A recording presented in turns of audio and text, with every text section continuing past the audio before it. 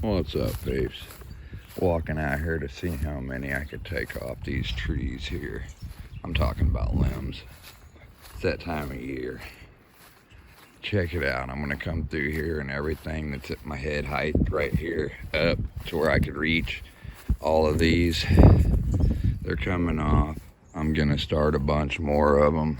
There ain't too many on that one, but I'm gonna come down through here and take everything I could reach until I get my 2.5 gallon bucket up here full. But I'm gonna show you guys something here real quick. There's quite a bit of them, if you can see. All right, I do this almost every year. I ain't gonna say every year, but you could tell the trees that I use a lot because they have a lot of branches coming in on them. Look how big around this is, peeps. That's a huge privacy willow. That thing is huge. So is this one up here, but check it out. When you guys do this, if you haven't been home, it's a little trick for you. If you see, I don't know if you can see in this camera, I got sunglasses on too, but I take them off so I can see down in there. There's a green tint to the water, okay? You want to take some of your limbs from the willows, be it a weeping willow like that one down there, because that's the one I start with. I take a few limbs off of it, cut them up into these little pieces like this, and I put them in this bucket. Now pay attention here to what I'm saying.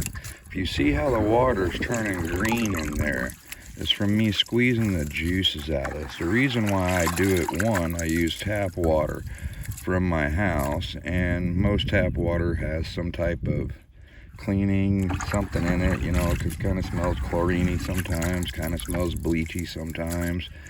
So not only does it help with that, it pulls all that nasty out of there, but privacy willows and weeping willows have a rooting agent in them that makes them re-root. It's really good.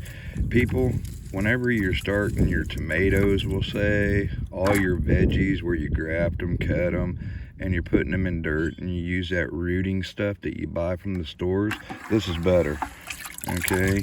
At the end of me trying to, obviously there's more steps that you got to do to the ends of these. You got to trim some of the green off on the thicker ones like these. You got to split them, put something in them, in between them, so it'll hold it apart so they'll root. But when you put these down in there and your bucket's full, it really doesn't have to be full. You could use a few as long as you cut it up like this. All right, but what it does is it forms a jelly in there. There's some kind of goo that comes out of these that helps them re-root. So if you do it like this here, the juice that's left over after all these will take root. I'll do step by step as it goes to show everybody again. I do it every year, just about every year.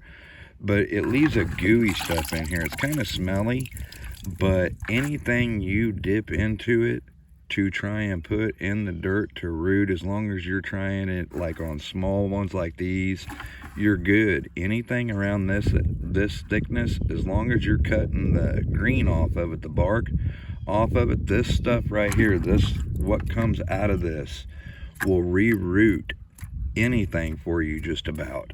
It's a real good re-rooting agent in there, and it's free, and everybody's buying it from the stores. If you know somebody that's got willows, get you some, cut it up in them little chunks like I did, put it out in the sun, and basically let it get nasty.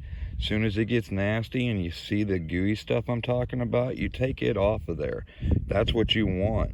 You take it off, you put it in a mason jar, you know, whatever, old peanut butter jar, whatever, put it in it, and when you're doing your gardening and stuff, you ain't got to waste your money on the rooting agents and rooting compounds. Just saying, and peeps, it works on anything. But this is going on a 5-minute video, so I'm going to cut it off here and I'll show you the bucket when I'm done. Obviously I'm going to have to add more water to it, so also before you add more water to it, make sure you add more of these in there, and make sure you kind of mix them in another bucket so you could squeeze them around and loosen them up and get the juices out of them, because that's what you want, is that juice that's in them. But that's just my little inside tip that I've used. And obviously you could tell by everything that we grow around here with the lilacs, the willows, and all the other trees and stuff. This is how I do it every time right here with this juice. And not only that, after I get roots on them, when I put them in the ground, whatever juices I have left that's in the bucket or in my mason jar, I pour on each one so it helps them while they're in the ground too. Peace, peeps. Keep up with me.